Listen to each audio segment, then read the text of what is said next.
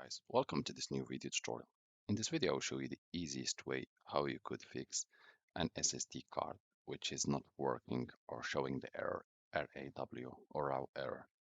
So plug your SSD card to your computer via external connector, go to your PC and check the letter of the drive. Sometimes it might show like this, but you cannot access it, or it might not show at all. It's not a problem. Just check if you can see it there.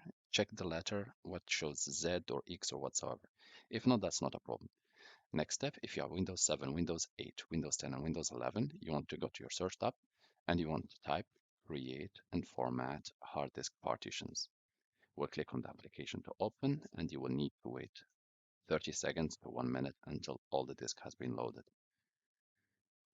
So here, disk 0 is the internal hard disk of the computer, or disk C, and normally you should be able to see your SSD.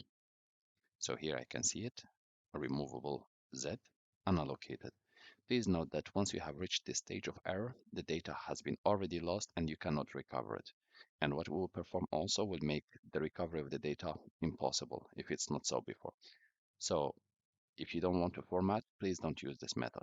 This method will allow you to bring back the SSD to life and you will be able to use it as like it's new.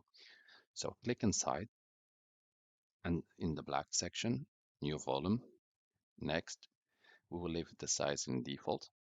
Next, we will change the letter to X. Next, and we'll name it SSD FAT32 file system and perform a quick format and click next. Finish. The format will take a few seconds to up to a few minutes until it's done, and you should be able to see your SSD as like new and fully usable. Now let's go back to this PC, and as you can see, the SSD is already there. Thank you guys for watching and talk to you soon in